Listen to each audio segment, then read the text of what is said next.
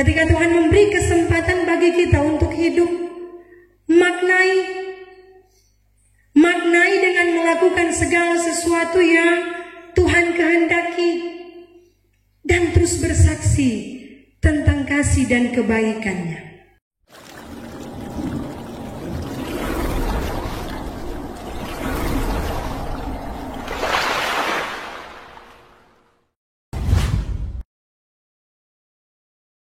Saudara-saudara yang dikasihi dan diberkati Tuhan, salam sejahtera bagi orang semua. Shalom, damai di hati.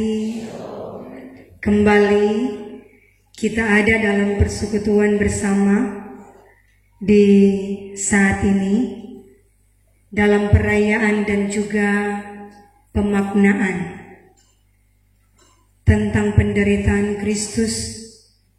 Kita ada di Jumat Agung dan juga ada dalam ibadah perjamuan kudus. Saudara-saudara, kita tahu tentang judul lagu Mengikuti Yesus Keputusanku.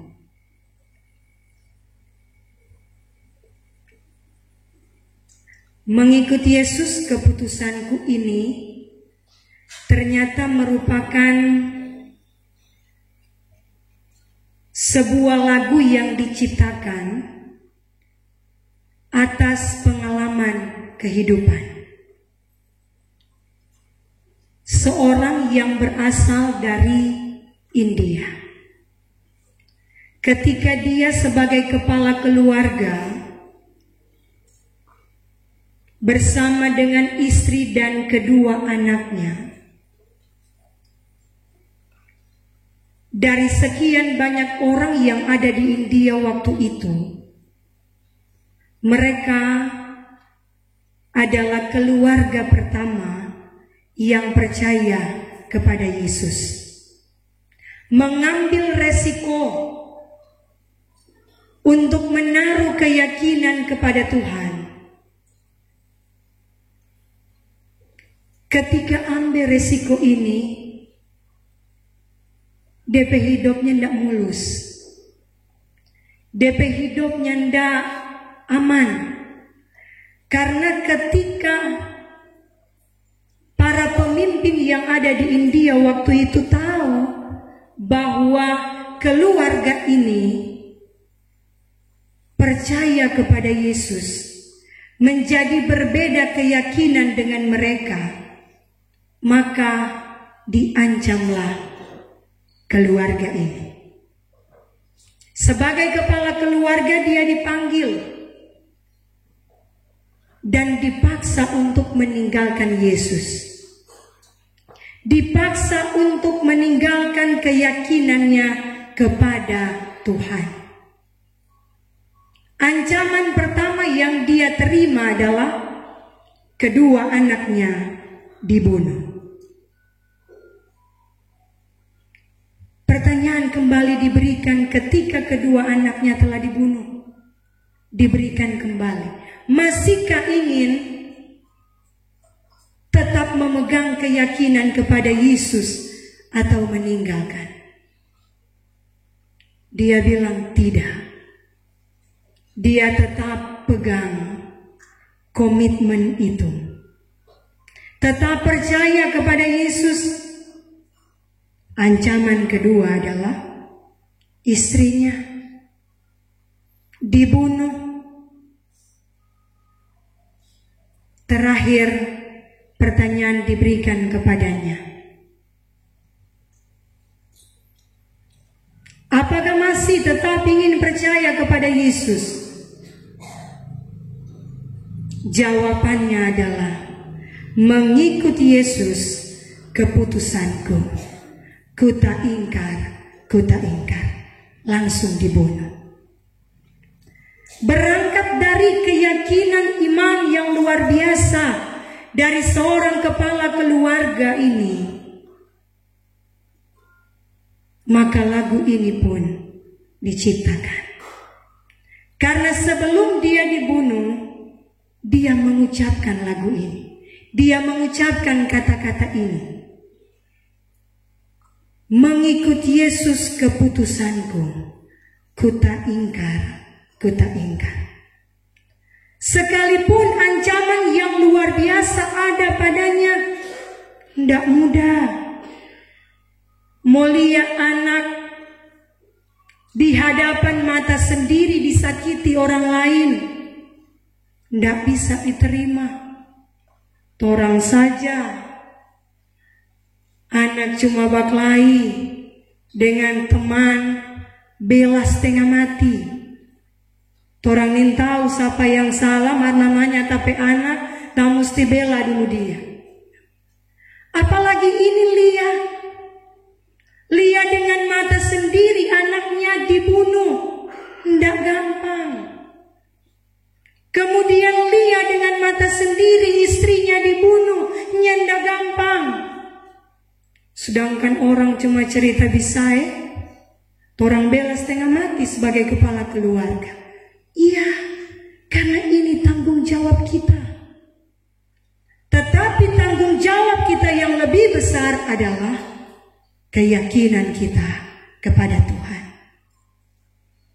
Sebagaimana yang sudah Dia tunjukkan, sekalipun sulit, sekalipun berat, Dia tanggung semuanya. Berakhir pada kematian, tetapi kematian yang bermakna. Kematian yang penuh arti, bukan kematian yang sia-sia. Bukan karena sakit hati, bukan karena penderitaan, bagantong diri selesai. Tidak. Tetapi kematian yang bermakna, kematian yang berarti, itu yang Dia kerjakan. Dia mati karena Kristus. Dia mati karena keyakinannya kepada Yesus. Sebagaimana juga bagian bacaan kita, Yusuf yang adalah seorang dari Arimatea. Ini Yusuf bukan Yusuf ayahnya Yesus, bukan. Tetapi ini Yusuf yang adalah anggota dari Sanhedrin, 71 orang, dia salah satu di dalamnya. Yusuf ini dalam bagian bacaan kita. Jadi bukan orang berpikir, oh ini Yusuf, Yesus pepapa, bukan. Karena memang sampai Yesus umur 12 tahun, cerita selanjutnya dalam Alkitab sudah tidak lagi menggambarkan tentang Yusuf ayahnya Yesus.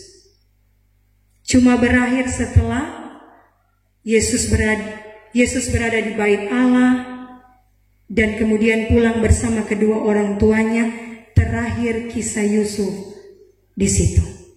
Tetapi ini Yusuf yang berbeda, yaitu seorang yang ada dalam mahkamah agama yang menentu keputusan tentang penyaliban Yesus. Dari 71, dia cuma sendiri. Sebenarnya ada perasaan ingin membela Yesus, tidak mungkin memenang melawan 70 orang. Pasti dia kalah. Dan dalam tindakan itu, ketika Yesus mati, dia menghadap Pilatus. Dan dalam bagian bacaan kita, dia meminta mayat Yesus untuk dikuburkan. Artinya, dia sudah memiliki komitmen.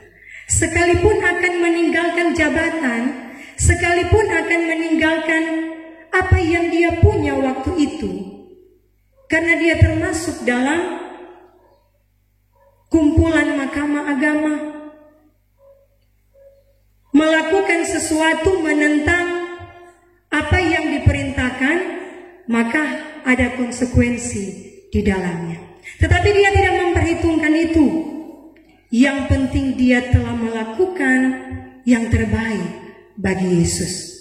Ini yang dilakukan oleh Yusuf. Karena itu terhajat orang semua saat ini. Dalam penghayatan, sebelum kita ada dan menikmati bersama lewat perjamuan kudus saat ini, persiapkan kehidupan kita sebaik mungkin. Ketika Tuhan memberi kesempatan bagi kita untuk hidup, maknai dengan melakukan segala sesuatu yang Tuhan kehendaki, dan terus bersaksi tentang kasih dan kebaikannya. Terus bersaksi tentang salib Kristus, sehingga lewat hidup kita Tuhan dipermuliakan. Maknai kehidupan ini, isi hidup ini dengan menjadi berkat bagi banyak orang. Dan hidup kita akan semakin diberkati Tuhan. Tuhan berkati orang semua hari ini dan untuk selama-lamanya. Amin.